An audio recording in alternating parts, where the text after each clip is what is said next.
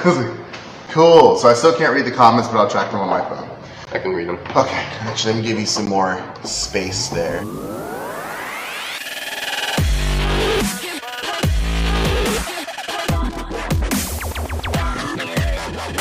What's going on?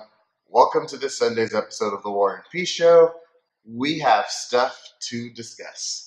Amongst those, Roger Stone's arrest, Government shutdown. government shutdowns, Trump's next move. Dude, the next week of deliberations in the Congress over the government shutdown and wall funding is going to be hilarious. It's going to be insane. It's going to be absolutely fun to watch. All of you prepare for that because it's going to be the realness. What do you think is going to happen on Monday, tomorrow? You know, I honestly don't know. I think the announcement that the government's just going to be open permanently is going to come out. I don't know of any mechanism by which a temporary government shutdown is a thing. I'm sure there is a mechanism by which it's a thing, but I'm unaware of what it is. But I honestly don't know. I can't tell you. I unfortunately haven't done enough analysis to make that determination of what exactly is going to happen. But I'm like, it's going to be interesting, whichever. This has been a very interesting week for a lot of reasons. So, I'm trying to figure out how to tag myself. There you go. Oh shit! Yeah, Nick's trying to tag himself.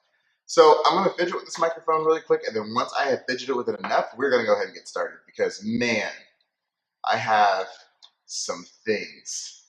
I don't know if I can tag myself. You might have to do it. Okay, I'll probably tag you. It's fine. So really quick. So for those of you who don't know, oh shit, one second. So glad we get to edit stuff. I haven't watched any the edited versions. Oh, yeah? You have them up on YouTube? What? I do. Yeah, there's two of them out there. Nice. Yeah. So one was a debate I did with another libertarian. Another one was last week's episode. They were the first ever episodes that I've edited. So I probably should have got all this started beforehand, and I'm going to pre-apologize that I did not. But this is where we are now. So I don't have a buffer foamy, so a pop filter, so I'm going to have to put this one on, and I'm going to apologize for it. Okay, so There's a watch party option. Oh, I don't know what a watch party is, but if one of you guys can set up a watch party, that would be fantastic. Watch parties. Watch, chat, and react to videos at the same time during a watch party. Yeah, I'm kind of about this. If you guys want to start one of those up, that would be greatly appreciated.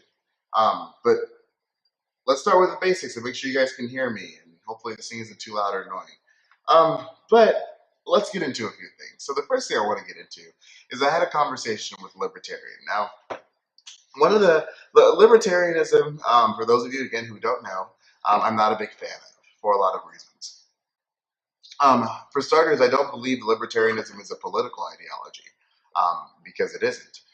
It's a proposition that's masquerading around as a political ideology and masquerading around as a sociological principle and an economic principle that exists as neither. It is simply a proposition. It's a suggestion. We should live like this.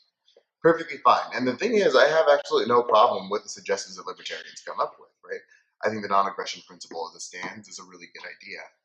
The non-aggression principle is sort of what I'm going to talk to you about. Especially that taxation is theft by force of violence. Sure. Well, it's more of a universalist. The initiation of force, period, right? The initiation of force or coercion is inherently immoral.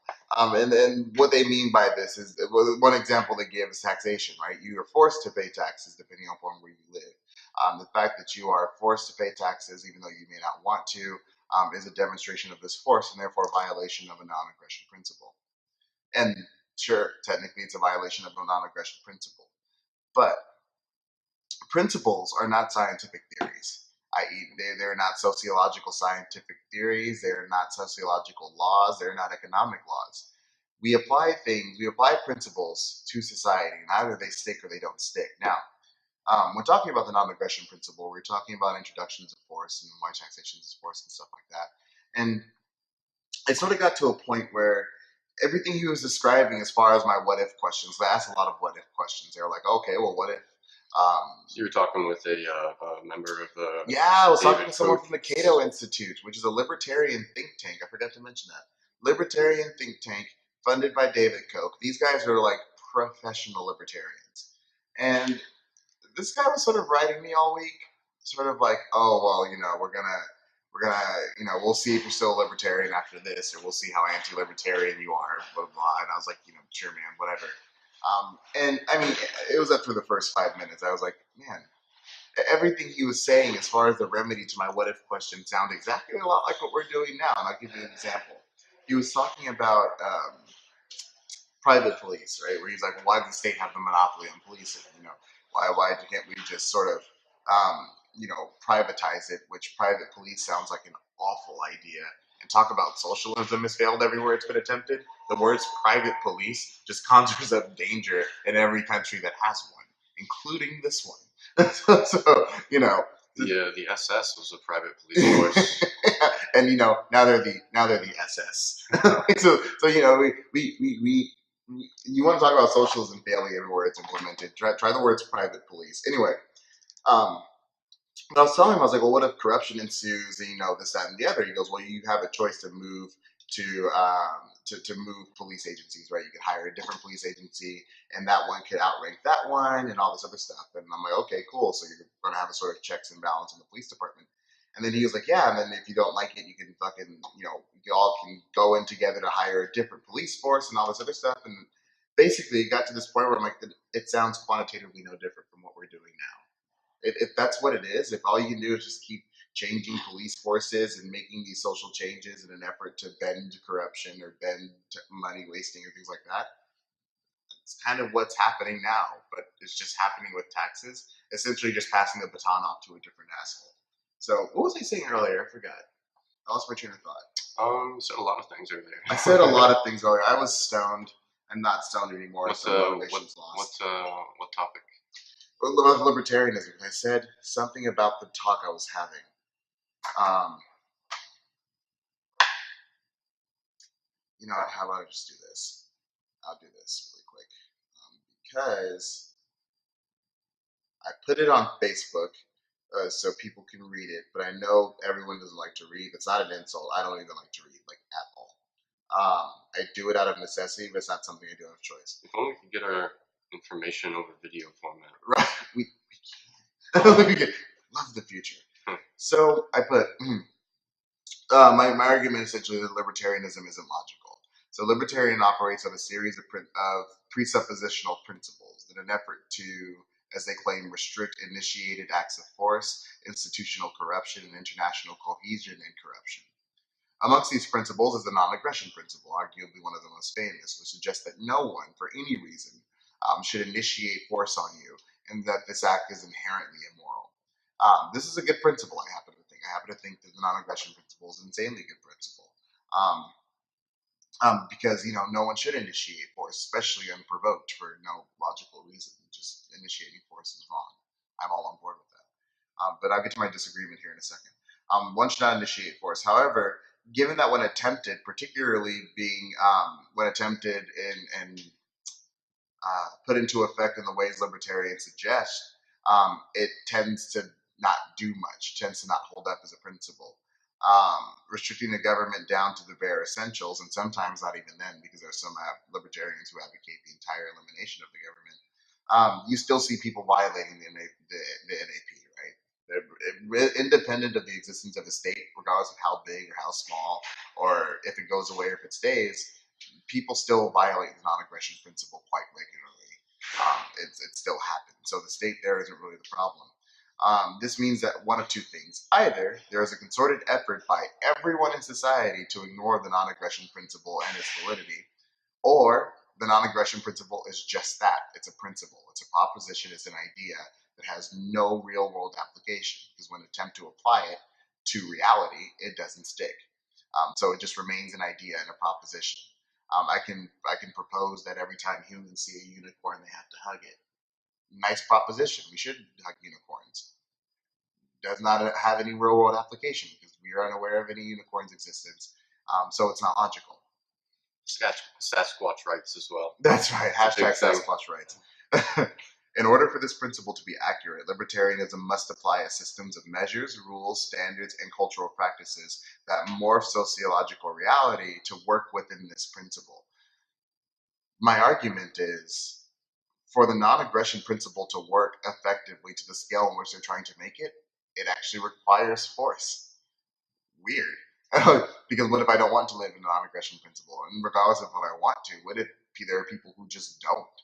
And there are people who don't. So you're saying without a police force there would be violence? No, I'm saying there's going to be violence whether you have the non-aggression principle or not. There's going to be force. You're going to be forced to do something independent of whether or not you actually want to do it. And the libertarianism or any proposition they presented forward doesn't do anything to remedy that. Where was I? Either the so I said in order for this principle to be accurate, libertarian must be a system of measures, rules and standards and cultural practices that morph sociological reality to work within this principle. Either they do that, or the NAP isn't a theory; it's just a proposition that is in no possible way obligated to be true at any point for any reason. Propositions and principles, no matter how much we like them, are in no obligation to happen. You don't bend reality to force around an idea. The idea either sticks or it doesn't. Now, there are some instances in which you would make an attempt at morphing sociological opinion or practice to fit a particular principle. For example, if I were to invent the non-racism principle, that sort of has a tangible benefit of trying to morph society to achieve that goal. Can we do that? Huh? Can we do that? We're trying. It's not working. Some of us more than others. But I could propose that principle. Um, but that would be it would be valid trying to make society turn that way. Simply because we know for a fact that the alternative leads to the benefit we're trying to get to. We know for a fact that implementing a non-racism principle that we're that, that we're working to get everyone to adhere to will lead to not racism. However, you're implying the non-aggression principle is supposed to lead to not force. But both of those principles, the non-racism principle and the non-aggression principle, require force. The only difference is one requires force to end racism, one requires force to end force. And, and that logically doesn't make any sense. So that's sort of my pushback with the non-aggression principle. It has no real-world application. It's simply not logical. It doesn't make any sense, and it doesn't accomplish any goal it's trying to. And that's sort of my argument for any libertarian argument that suggests that we shrink the government down to essentially the bare essentials in an effort to make things more free, whatever the hell that arbitrary word means. To make income inequality greater. I mean, essentially. I mean, what you best case scenario of libertarianism is that it changes absolutely nothing. Nothing. The corruption is still there.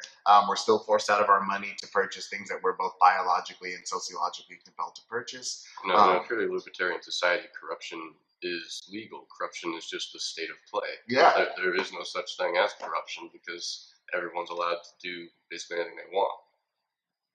I mean, where's the lie, though? Literally, the only thing standing, you hate crony capitalism, but there are two parts of a pie. The only reason why crony capitalism can exist is because capitalism does. Without So that, I heard the term corporatism is the problem. Yeah, it's not capitalism, it's corporatism. Right, which libertarians also claim to be anti and say they have some sort of method in which to curb any potential corporatism. I don't see how. I honestly don't see how that can manifest. Maybe there's an argument I'm missing or something, but there's no possible way in which that can manifest. Milo says, sounds like you only object to the notion that society can or should bend to certain principles that you don't agree with.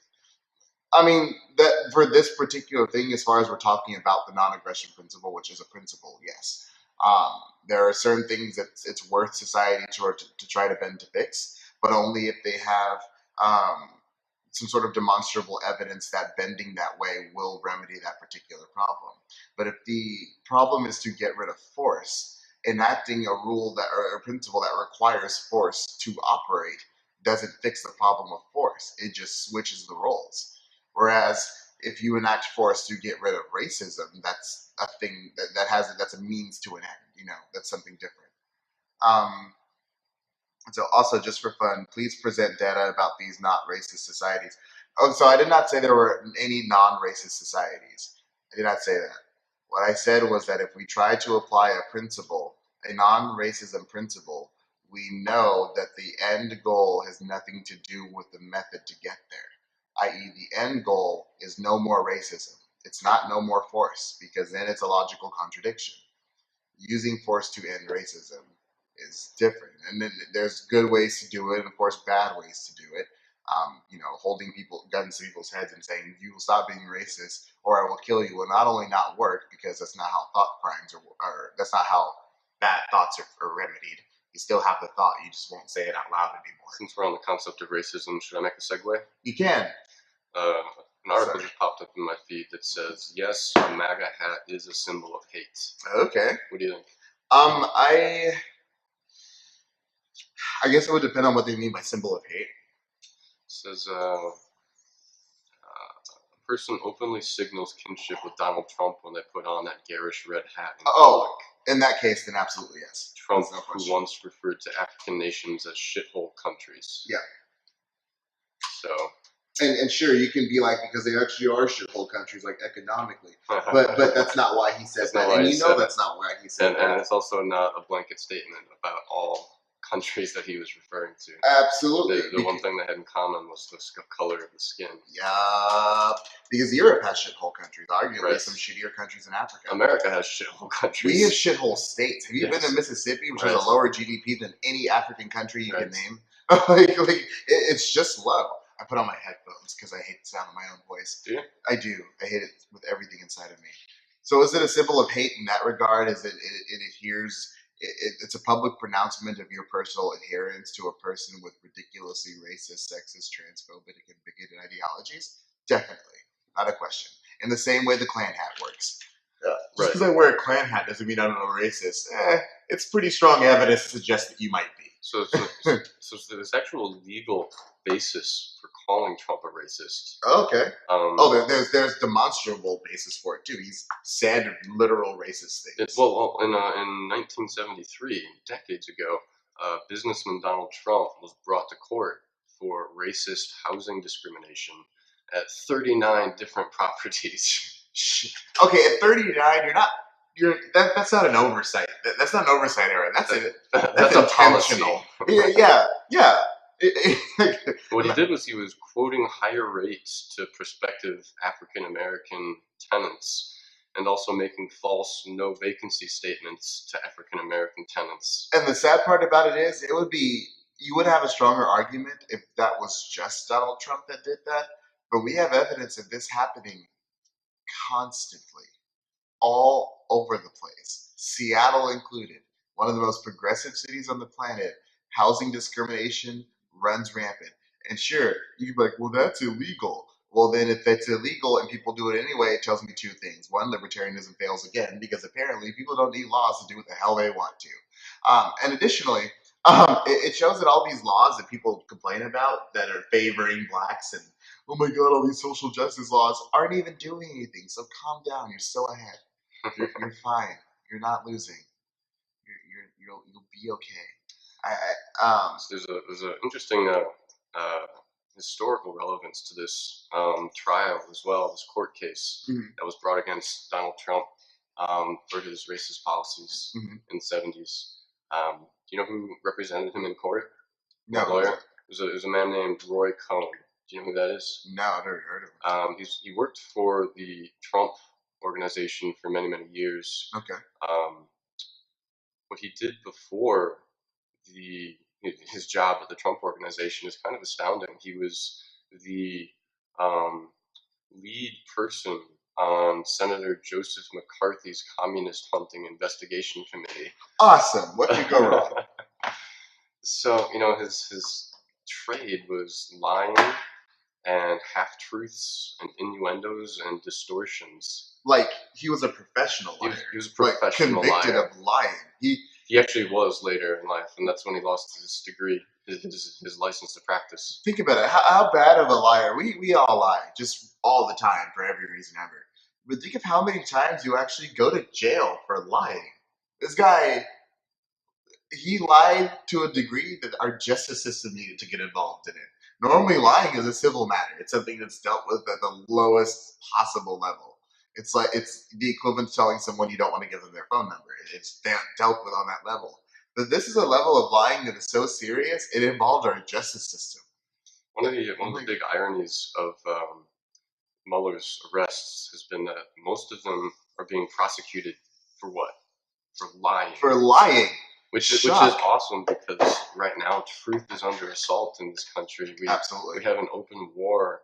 We live in a post-truth society because of what our politics has done to us. But when you think about it, I mean, I don't know much. I'm not a historian by any standard, but I can't do it that way either. But we'll set it up next time. Fair, yeah.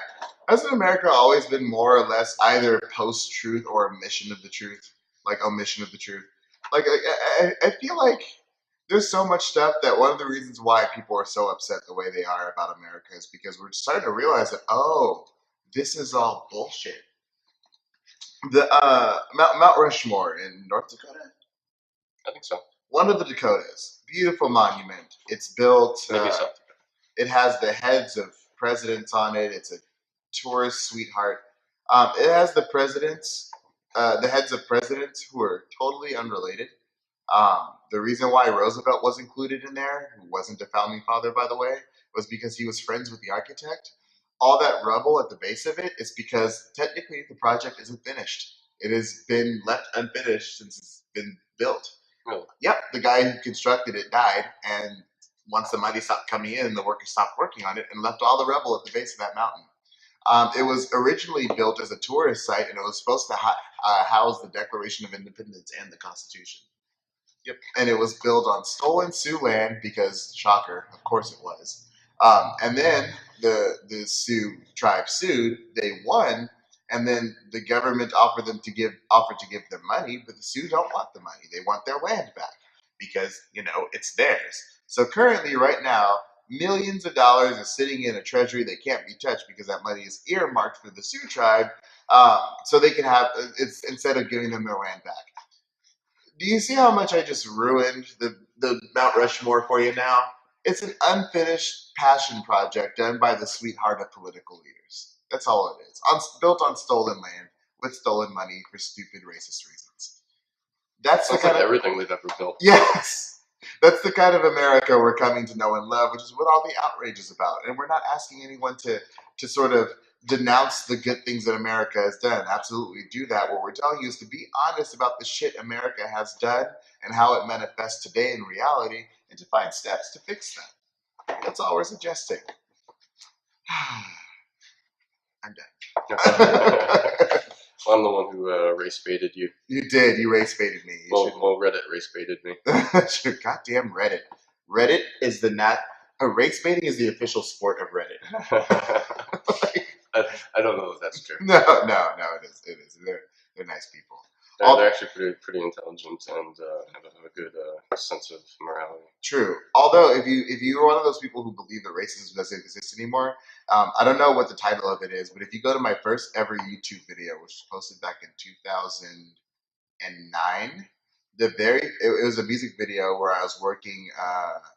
I was with my best friend Steven, and we were singing Shaggy's "Angel," and we had this like dreadlock thing on. It was ridiculous. We were fucking 18-year-olds. You had dreadlocks? And they were fake. Okay. Okay. But the very first comment was insanely racist for no reason at all. It had nothing to do with race. I wasn't talking politics. We were just singing Shaggy's "Angel," and I was with my incredibly white friend Steven. And so it was like, look at that N-word. And I was like, really? It has nothing to do with race. So America is still insanely racist. Like, why is there this argument that racism doesn't exist?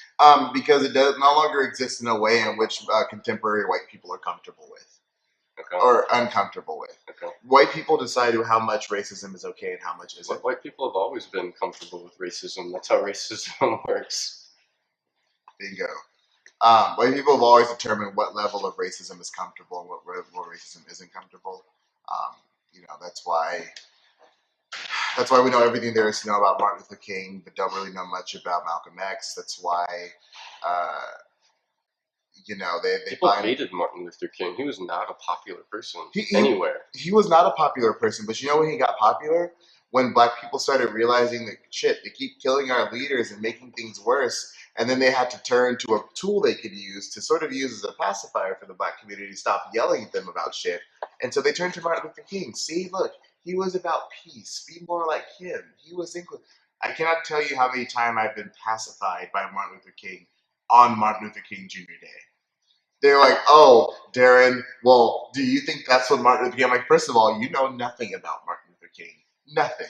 What are his kids' names? Where is he from? What was the name of the hotel he died at? Like, what year was he born? What did he do aside from just be a civil rights leader? No answers to any of those questions. But they are quick to tell me. I know he cheated on his wife. He did cheat on his wife. He was also a minister. He died when he was in Nashville, Tennessee at the Lorraine Hotel. Yeah, he had 2 kids, 2 sons, Martin Luther King Jr., his wife, Coretta Scott King, which was not his first wife. I don't think anyway. I could be totally wrong. But either way, if you are a Caucasian person, Got a comment that says you guys should left right mirror your video output so images are legible. oh yeah, okay. So on the lives, yeah, on the lives you can't really flip the thing, but on the YouTube channel I flip the videos. So on the YouTube channels the videos are flipped. When we post it later. Yeah. So when I post it on the YouTube channel, I'll edit all this stuff, and then I'll flip the things and then put them on YouTube, and they'll be much better there. I promise. Sorry about that. She was telling us how our. I'm not sure we need the images behind us. We don't, but I just they add some distraction. But you're right. I'll cut off the TV if I can. There we go. Reflection. So, these I don't know if you can see the words, but they're kind of scattered, so don't pay attention to those words. Oh, the letters. Yeah, I don't think they can see them. No, okay. Yeah, so that's our. Well, that's at least my piece. You race baited me, so I had to go in on this, using Martin Luther King to tell black people to please shut the fuck up about racism. Stop it. Actually, really quick, it reminded me because I had one guy. It was last Martin Luther King Jr. Day, and because King County, where Seattle is named after Dr. King. We are in Martin Luther King Jr. County, Washington, and I had some guy tell me that was just like, oh, that seems like a bit of a stretch, like a force. And I'm like, what do you mean? He goes, I don't know, it just seems kind of pandery that you would name the county after Martin Luther King. Like, why would you name a county after Dr. Martin Luther King? You're just pandering to a certain community, all this other stuff. And I'm like, I would agree with you if Martin Luther King Jr. County wasn't in a state called Washington. Named after a white dude who died like 100 years before this was even a thing. When George Washington died, there wasn't anything west of Virginia. It was just 13 states. It's true. He had no knowledge of this part of the country, yet this entire state is named after him, and his head is our seal. So you do not get to tell me it's a stretch that we named this county after Dr. King when it sits in the state of a man who's never been here. Ever. Not at all. How many people were there in this country when the Constitution was ratified? Oh, I have no idea. There's like 10 million. Yeah, something minuscule. There were 13 states. The smallest states. They were really tiny. We now have 50 of them. 2 of them are nowhere near here. It is not a force. If you say that, why do we have to pander to all this black stuff? I will show you pictures of Leavenworth, Washington, which is a town modeled after a part of southern Germany that doesn't even exist anymore. So it's Lower Saxony. And Saxony is still there, but Germany is an industrialized country that doesn't look like it's made out of gingerbread houses. But we have found it necessary to model a town after that. We have another town named Polsbo that looks like fucking, what is it? Polsbo looks like with all the Vikings and Polsbo? I don't know that. Polsbo, Washington? I don't know that. Where were the Vikings? Norway. It looks like Norway. Literally, look at pictures of downtown Polsbo, Washington. It looks like Norway. Okay, now I'm done with the race thing. Sorry. What should we do next? Roger Stone or government shutdown? Let's do Roger Stone. So it's an interesting guy. There's really no one else like Roger Stone, is there? Nope. How do you describe him in a sentence? He is a 1-star Yelp review come to life. Interesting. That man is just when you think of like skeezy politicians, right? You think of the fucking back backdoor cigar smoking pinstripe suit, hanging outside of Washington, going, you're passing laws for me. I'll do some favor. He invented that. He invented it, and he's like the not president. Not even in a joking way. He is the person that started this several decades ago. Yes, when you think corrupt politician with big cigars, so think no further than Roger Stone. He was part of a company called Black, Manafort, and Stone, and they were known as the torturers lobby because they took money from dictators around the world and made Washington serve them. Yep. Like, there's really not any type of lobbyist that is worse than that. And this one happened to be the same Manafort. That's the same Manafort. The same Paul Manafort. The one and the same. Interesting. Weird how that happens. Who ended up in Ukraine doing some pretty nasty things for Russia. Gasp, shock, awe, and dismay. Right. Now, what happened to Roger Stone? I heard something in the news about, there was a video that came out. The day before he got arrested, he put out a video. Did you see this? He did. Of the dogs. Oh no, I didn't know the one of the dogs. He or someone he paid put out a video of a dog.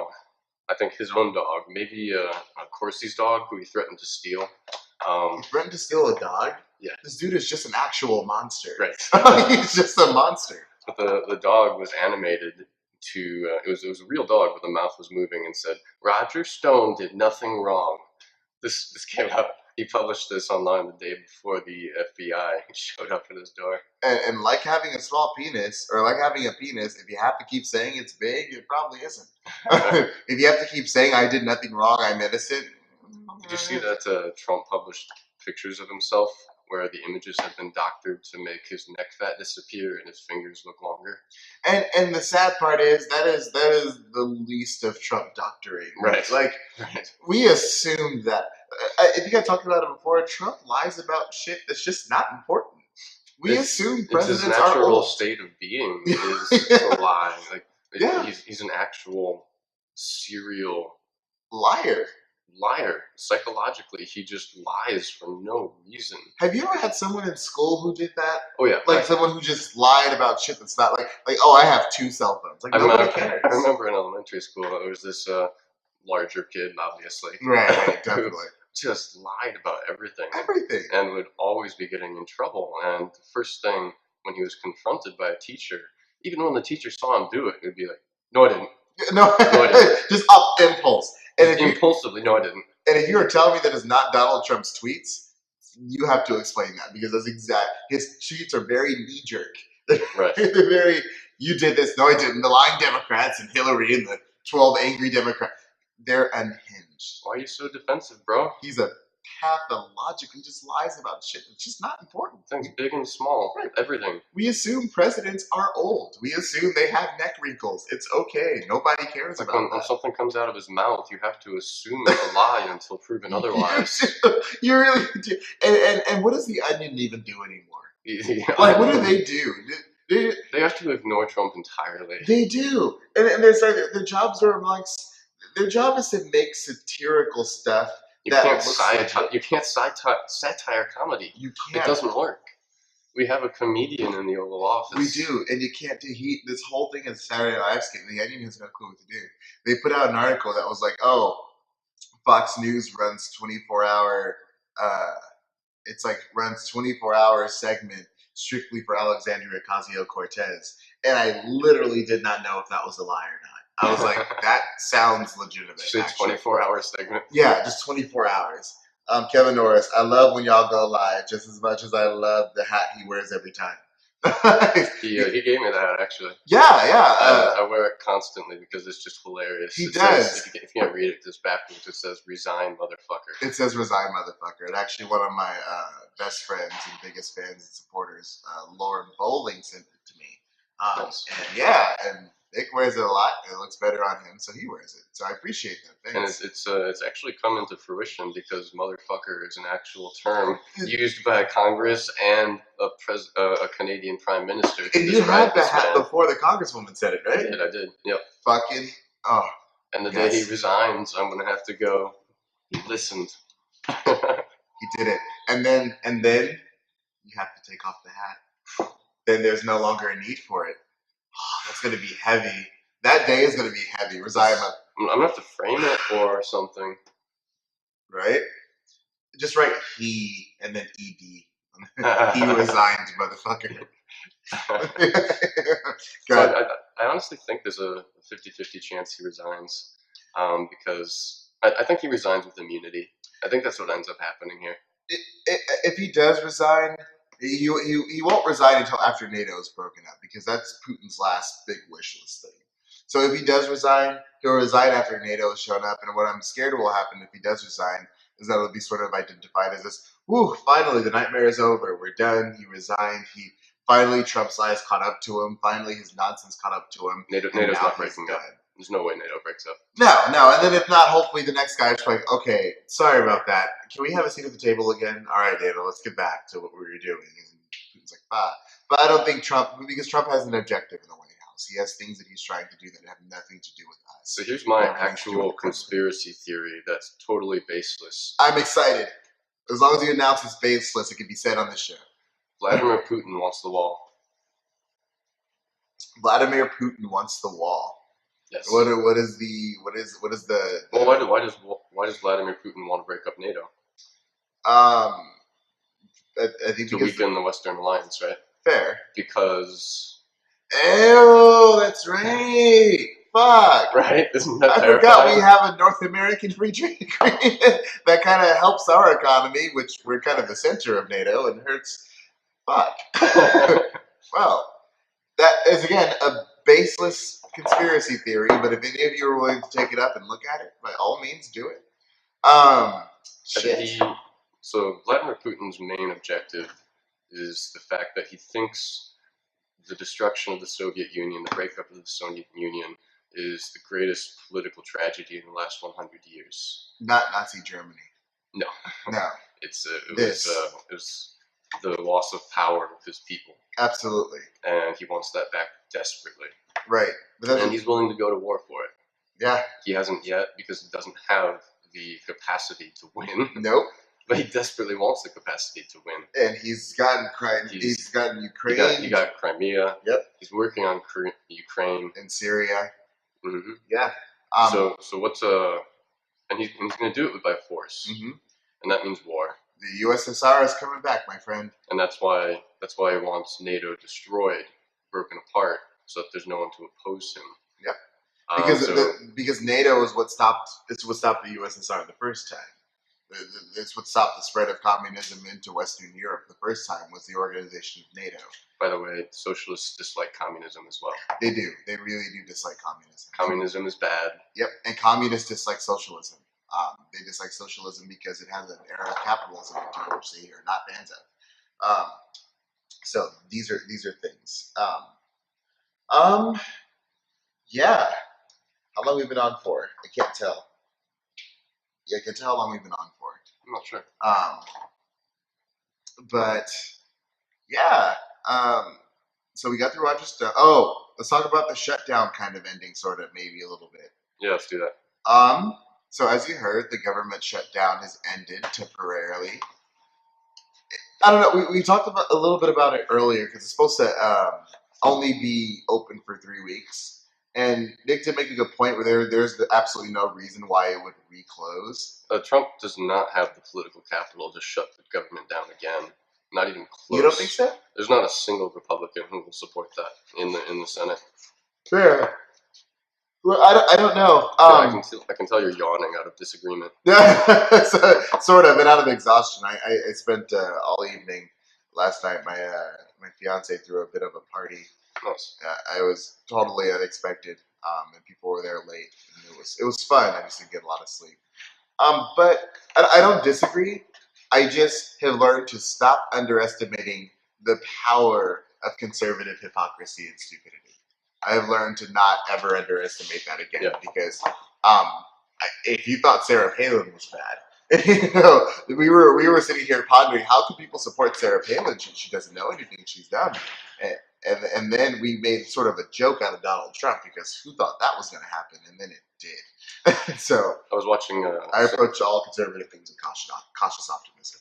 was watching some really old Jon Stewart, and he was saying he was telling Tucker Carlson how it's really hard to imagine worse politicians than the people in the Bush administration. Yeah. Yep. Those are the good old days at this point. Those were the good old days. Remember Cheney? Now, Cheney was an actual supervillain. Like, he just wasn't a supervillain. Right. The person who played him just won an award. Absolutely. For how... he attributed it to Satan. Yeah. Christian Bale went up on stage and thanked Satan for his ability to play Cheney. Dick Cheney. But at least Dick Cheney was smart. He was a brilliant man. He's a brilliant dude. He is smart and fucking evil. You can tell from the way he smiles that he's smart. Yes, and has the scowl that can cut diamond. He looks like the Penguin from Batman. Oh yeah, absolutely. He is the Penguin from Batman. He's a rich, overstuffed asshole who manipulates things around him and people's emotions in an effort to get what he wants. I still need to watch Except for he was effective at it, unlike Penguin. I need to watch the Dick Cheney movie because I imagine it's just beyond astounding. I'm scared. I don't want to. He's actively corrupt and got many people killed and completely destroyed an entire society. Yep. You've seen images of Iraq before the war, right? Yep. They had roads and highways and businesses and happy people. And bombs were not a regular occurrence. No. Yeah. And now it's a yeesh. yeesh. It's insanity. Yeah, it's fucking insane. So in terms of the government shutdown coming into this next week, what happens? Again, I still don't have enough data to make any sort of declarative or to make any sort of objective truth claims, right? But I guess I would just be sort of speculating. I honestly don't know. I'm assuming an unhinged tweet from Trump is coming. But that's sort of like saying if I order a steak, I'm predicting it will come. It's axiomatic. Yes, it will come. That's how that works. Yeah. The news happens, Trump tweets. It's a flow, right? It's a system. And you follow him live on Twitter, right? I do follow him on Twitter. Do you get like alerts on your phone when he tweets? Yes. Do you really? Yes. Luckily, I'm asleep for all of them because they happen like balls. But, I do get alerts for when him and Ben Shapiro sleeps. PT Dubs, please like and share and all this other stuff because I am trying desperately to get Ben Shapiro's attention. I really am. I need him to talk to me so bad because he is so awful. And I need him to explain his worldview and why I'm not justified in being a liberal because that's, imaginary and ridiculous. And yet his imaginary friends make sure he wears a tiny hat and lives in Los Angeles so he can eat specially prepared meats. His imaginary friends? Are you talking about God and the Holy Spirit and Jesus? Yep. Oh, let's do a thing on the supernatural because I want to talk about the supernatural. Always. Because I don't believe in the supernatural. For those of you who don't know, why not? You haven't seen the proof? The proof of the supernatural? No. To see proof of the supernatural would imply supernatural perception. It would imply that the supernatural is just natural. Yeah, exactly. Things that we can observe and test naturally are natural. Are by very definition natural. The fact that we can't see God, the fact that he is supernatural, means that he's impossible to perceive in any way. If you have supernatural perception, I need you to demonstrate this. If you don't, then you can't see into the supernatural because as soon as you demonstrate it, it just becomes natural. By definition, natural is a descriptive term we give to things that occur in nature, and by nature I mean the physical, observable universe. Right? Reality is what we call that. Where most of us live. That's right. Where most of us live, and the ones that don't, we put them in places and give them medicine so they can kind of live here as closely as they can. Sometimes it's justified, sometimes it isn't, but that's a conversation for another time. When you perceive of something using natural methodology, it by definition necessarily is natural. If you don't know it, it just becomes an unknown natural thing. It doesn't therefore become supernatural because you'd have to demonstrate the supernatural exists, that you can see into it, and that it manifests itself in the natural world without being considered natural. Look, I guess there's not much of a talk behind that. That's just why I don't believe in the supernatural.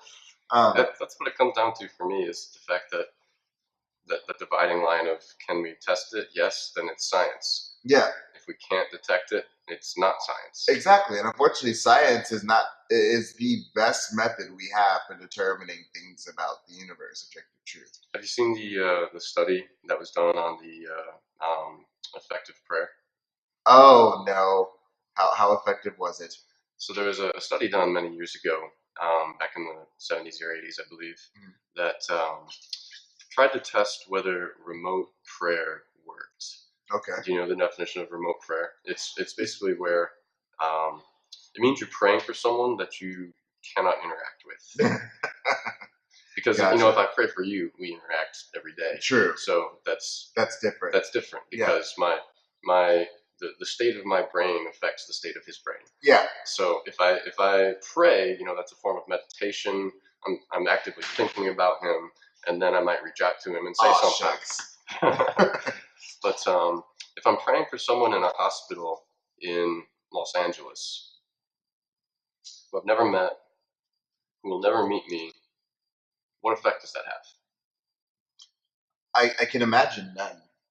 What they saw, so they did a double-blind study, of course, where they had a control group that did not get prayed for, and then they had a test group that did get prayed for. So you've got these two groups who were both sick with potentially morbid illnesses, and they saw that the group that did not get prayed for actually had a slightly better incidence rate of survival. Translation: leave people the fuck alone. Right. Well, So there's a couple method of actions there. Well, number one, the difference was statistically insignificant. Yeah. So both groups were essentially the same in terms of their death rate. Yeah. So Basically, the prayer did not have any effect whatsoever statistically. But since the people who were prayed for died at a slightly higher rate, we can make some funny assumptions. We can make some very funny assumptions. The conclusion by the authors said, number one, no one should ever do this again because it's a waste of time and money. Yep. And number two, and let's face it, emotional literacy. If a supernatural entity does exist, he might be malignant and killing people because they were prayed for. Yep. So that's what science has to say about prayer. Right. If I can, for those who know me, prayer is the libertarianism of healing practices. Great idea, no real world application, and it can arguably make some things worse. And meditation is good. Thinking about things is good. Absolutely. But when you believe that you've changed the world in some way, absolutely, that's harmful to yourself and others because you have wasted your own energy and you believe you've made an effect that has not been made. Absolutely. You believe you've done good when no good has been done. Yeah. And for that, you are incorrect. And regardless of your intentions, the outcome is measurably the same. The thoughts and prayers for school victims from shootings. It's just inane. Let's get some policy. Let's get some actual debate. Excuse you, policy is for brown people when they commit crimes. Thank you. Thoughts and prayers is just for white people. Didn't know if you knew. Well, we only enact policy when it comes to, I don't know, a Newman, California police officer being shot by an undocumented immigrant, or gun violence in Chicago, or welfare abuse. Those things need policy. However, a whole welfare abuse. There's the two words. Welfare queens. Yeah, God damn it. What a fiction. That word hurts. There's no welfare queens. In fact, there's legal protections against welfare queens existing. Literally. And if tons of them. If they do exist, they get prosecuted. Absolutely. And if they do operate for a long period of time, the government's out $300 versus corporate welfare abuse, which we talk about corporate welfare. But holy shit! Corporations don't have welfare. Those guys have worked hard for everything they have, and they got there because they worked. They didn't. They didn't. You don't become the CEO of a company for working. Actually, you become a CEO of a company for actually doing quite the opposite. For not doing any actual work, more so just planning things really well. I.e., talking and thinking. The purpose of a corporation is to make individuals immensely wealthy. Yep. And anyone who tells you different is axiomatically incorrect. Sorry. Right. And corporate welfare seeks to make certain individuals even more immensely wealthy. Yep. Um, Yeah. It's a these mess. are the actual welfare queens. The real ones. These are the real welfare queens. Like, we're actively giving, what, $1 trillion to these people? Dear Lord. To those people, do you mean the Kremlin? Too soon. Seriously, start learning Russian. You may want to just start learning it now. It would be helpful for our new Russian overlords. Yeah. Yeah, last, a year ago, we just gave out $1 trillion to the wealthiest people in the country, in the world, really. Did they create jobs? Well, we saw, what we saw happen was the prices of things go down and wages go up. Wow. Neat. In libertarian world. Right. Which isn't actually real. Which isn't a real world. We saw wages go up too during the New Deal, but wages only went up because there were jobs. That's the only reason. It had nothing to do with socialism. Wait, sure, all those jobs were from the government. Nothing to do with it. How long is the trickle-down economics argument going to survive? It doesn't have much legs left, does it? You know, stupidity will always survive in uneducated circles. There are still people who think the earth So it really does come down to education, doesn't it? It does. It really, really does. It comes down to education. I almost said edumacation. I really did that. I literally almost said that. You know, you have to talk now because I just said edumacation. So I want to hear more about this edumacation. It comes down to education and understanding of logic. And I'm not using logic in a colloquial sense as in use words correctly. I'm using logic in the most literal sense. That's why we teach mathematics. Yes. It's not because you're going to use algebra at the grocery store. Yeah, it's because you need to learn how to use logic and symbolic reasoning in order to make clear and concise arguments. And to realize that you're being lied to. Bro, that's the big one. Right. It is logic and reason, particularly epistemology, is how you avoid being swindled by people who tell you corporations having more money is somehow good for you. That's how you avoid that. There's a lot of Americans who believe that mythology. Yes. You realize if it wasn't for epistemology, I would have literally no basis for objecting to libertarianism because it sounds wonderful. It sounds great. The NAP sounds like something that everyone should adhere to. It would be nice if I wasn't forced away from my money for any reason, taxes or a place to live. That would all be great. That is not the world we live in. It just isn't. It is not. They say taxation is theft, but when we look at labor, do you get the fruits of your own labor? No, God, no. If you work at a factory and you build a widget, do you get the money from building that widget? No, and if you try to, they call you an entitled snowflake, and they vilify you in the news for it. McDonald's has net profits of something stupid, right? Just all off the wall. And McDonald's has long paid its people under minimum wage. And if we're talking about fair market value, it's not just about labor. To me, it's not just about fair market value for labor, but it's the value of the thing you built. Right. You made that. Like, if we're talking about theft, if you're making something, why are you not getting money from it? Absolutely. Given that I live at a time where everything in my life is more expensive, including the tools that I need in order to maintain a productive standard of labor, then you have to pay more for my labor. Sorry about it, but you do. The things are, you're paying for a product. I'm selling you my labor. $8 an hour is no longer a sufficient price for my labor. Now I need you to pay me more. And sure, you can say, well, leave to another job and they'll pay you more. But if my qualifications are here is where I remain. And sure, one can argue that, well, then get more skills. But you say that like it's easy and accessible to everyone, and it's not. Because if you're working at McDonald's, you probably don't have $65,000 for the University of Washington. If you did, you probably wouldn't be at McDonald's. It's an entire system of just non-answers to appeals of emotion that sound good and that sound like they do things, but they don't. And we got a comment here from Maria, I think. It says, people want to undercut me when I sell my art. Right. But they don't realize the labor and effort that it takes into making something like art. And so they'll be like, oh, well, I'll give you this. And then if you ask for more, you're just an entitled snowflake. Well, it's like, no, my labor now costs more. It costs me more to give to you. Now I have to move over here, so my rent is cheaper, sure, but I'm using more of my labor to get to work. And now I'm spending time away from my kids, which is a cost, and I have to pay a babysitter, which is a cost, and all these things. And I'm going to factor that into the labor I'm selling to you. Free market or not. Like, if you want a truly free market, remove degree requirements from things. Degree requirements necessarily rely on the fact that at one point you had a significant amount of money and that you were able to attend college, right? If you want to get rid of something, get rid of degree requirements. I'm no personal offense, but you don't need a degree to do half the shit that we do now, Yeah, particularly in the realm of technology. Definitely. Four-year degree is not necessary in the technology world whatsoever. Yeah. Now, it is still necessary for certain things, particularly if you're going into research and science or if you plan on teaching. Then you still need it.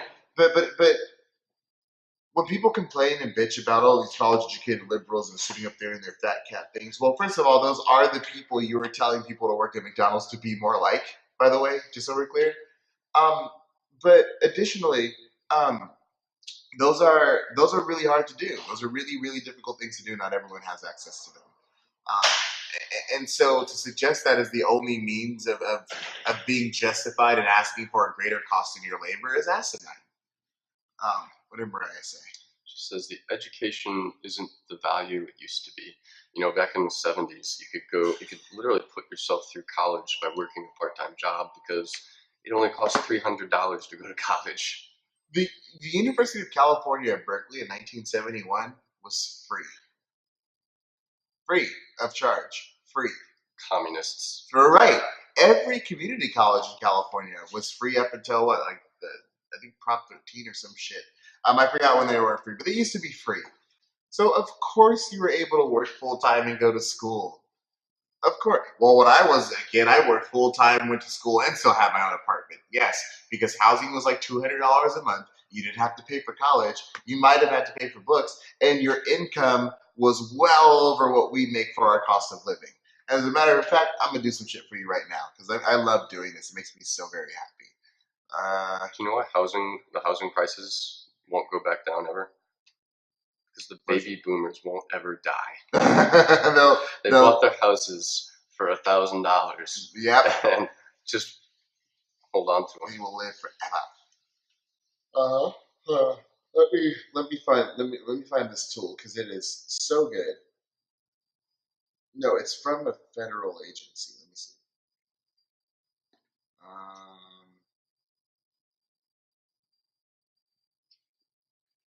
Do you want to talk about stuff while I find this? You're gonna find. Let me see. What's he looking for?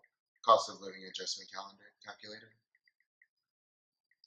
From the 70s till now or something. Yep. Yeah, it's been huge.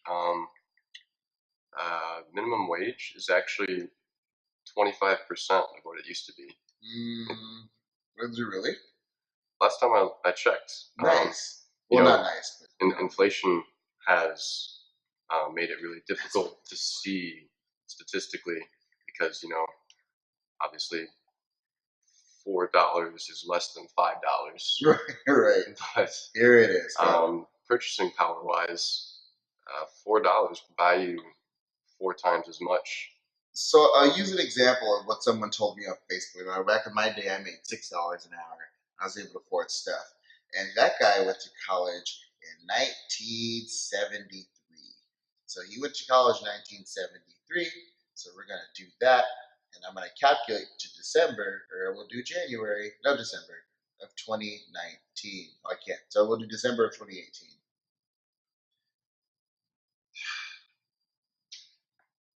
Yep.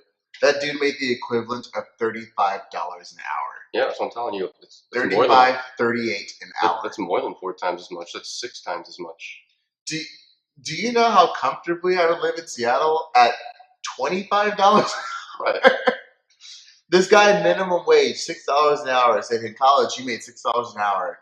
And in 1973 was able to go to college full time and have a place to live and still take care of his mom or some shit like that. At $6 an hour. That's what brings $35 an hour with cost-free college. That's what Make America Great Again actually means. It means make the minimum wage $35 an hour. Which, by the way, dumb nuts, the $6 was a minimum wage. Right. It existed. It was a minimum wage. That you couldn't make $4 an hour. That was against the minimum. Whenever boomers are like, "Oh, well, back in my day, we didn't bitch and moan about a minimum wage," I'm like, "Yes, because you had one that was more or less equal to your cost of living." Like, but you still had a minimum wage. Or we weren't begging. Because they could go to the soda fountain for 5 cents. That's right. Like, we weren't forcing the government to asking other people to pay us more. Like, yes, you were. Literally, you guys invented unions. Well, I don't know, the generation before you probably did. But yes, you were. You absolutely were. You've had a minimum wage that was implemented by your government in the exact same way. Well, we don't need unions anymore. We do. we just do. We do. That's why all of you are still trying to get union jobs. That's another thing too that kills me about the hypocrisy. So we live in Seattle, the city, the economic mega center of Washington State. And when I worked in public health in particular, I get a lot of libertarians who lived in the suburbs, and they would talk about, Freatle and all this socialist nonsense, and it's killing jobs. And yet you schluck it up here at 4 a.m. on a commuter train packed with other people who hate progressive politics and liberal economics to come here to grab one of these ridiculous high-paying jobs. And then you schluck all that liberal socialist money back to the weird parts of Washington where you live. Stop talking shit. Particularly if you're going to say that Seattle has no jobs, stop working here. At your job. Who says Seattle has no jobs? People who are like, "Oh, well, look at they increased the minimum wage and all of these jobs are going away and people are not getting paid as much and now all this stuff is happening." None of that is happening, BT dubs. Jobs have only increased. People are only getting paid more. Us entitled millennials need someone to make our food. We're not going to stop going to restaurants. We do, and I will grant them. The cost of some things did go up a little bit. Only from what I've seen, the cost of food, and it hasn't gone up by much. That's one of my favorite diners downtown. Pride up themselves on having everything on their menu under $10. When the minimum wage came out, they put a little disclaimer at the bottom of their menu. They said, "Well, as a result of the minimum wage increase, we've had to up the prices, so now everything on the menu is under $11." Shock! No, now I can't afford my lights. A whole extra dollar just to make sure that entire staff can get paid a not even reasonable amount, because $15 in Seattle is peanuts. It's not anything. Just making sure that you get paid a little more is pretty worth it. I remember when Mitt Romney was running for president, he said that we don't need a higher minimum wage because I tip well. And that is the ridiculous conservative and libertarian economic ideology that has left the income gap growing, that has left poverty largely unignored, and has put poor people in jail simply for being poor. But Mitt Romney's challenging the current president, so I'm kind of on his side at the moment. Yay! Well, in comparison, he's the normal brand of evil. Absolutely. And plus, he looks, if you open a box that said president, he's what comes out of that box. He just looks like a thing. But I don't know, he still wouldn't get my vote. Fucking, you know who would? Fucking Robert Mueller would get my vote at this point. Every day of the week. Oh, he's a Republican. He's one of the only Republicans I would vote for absolutely. Anything. Absolutely. The man has standards, what can I say? If there were Republicans who had standards of morality and intelligence, I'd vote for them, but they're called Democrats. Usually.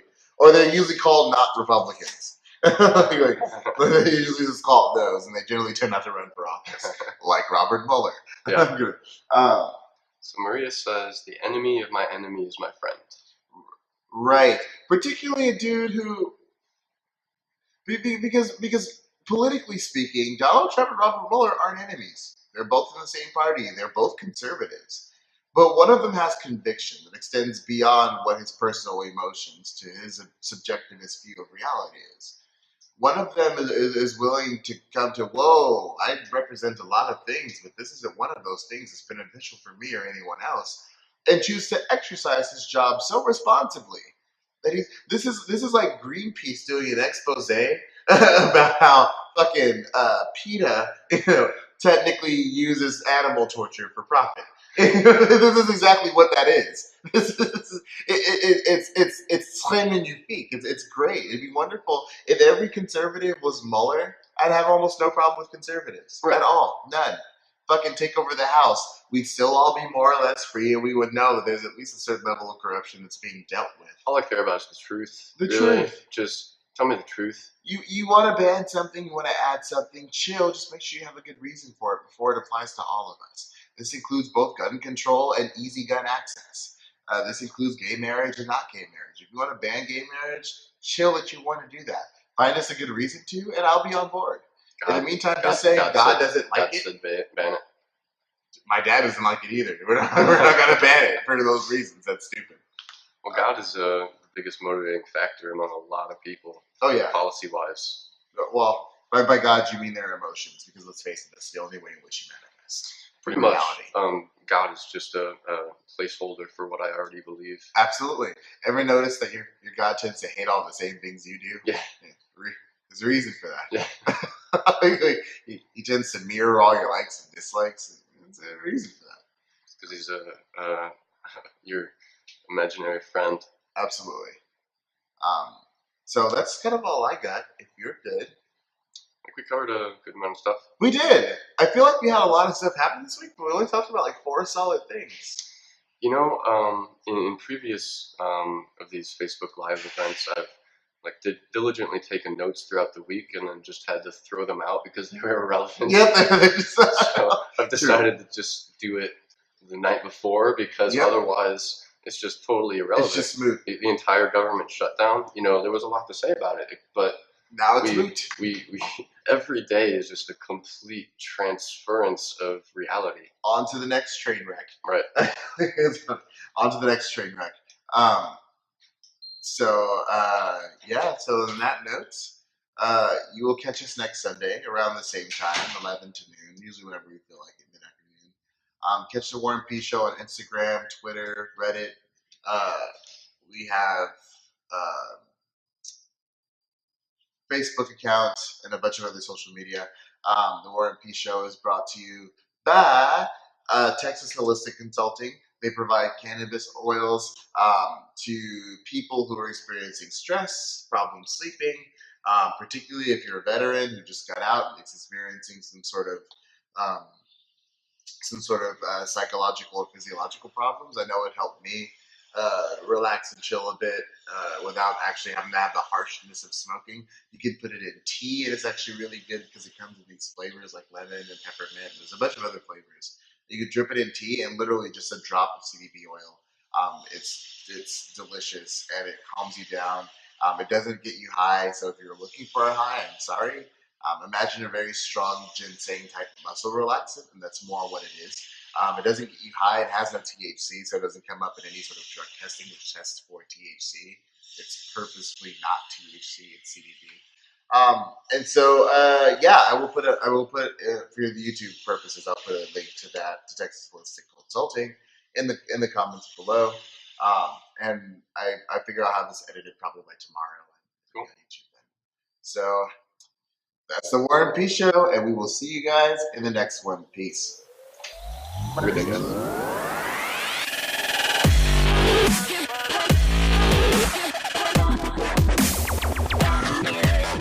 Additionally, we wanted to talk about I wanted to talk about the big abortion thing in New York. I wanted to talk about other feminist stuff, but we will not host feminist talks because that's stupid. I was like, so if you guys know any person who identifies as a woman who would like to come on and talk about, the abortion thing and other feminist issues and intersectional feminism and stuff like that, shoot us a message any way you can, DM, what have you. And we'd love to have you guys sit here and then you can tell about that because it's not really our place to do. As we are both male identified.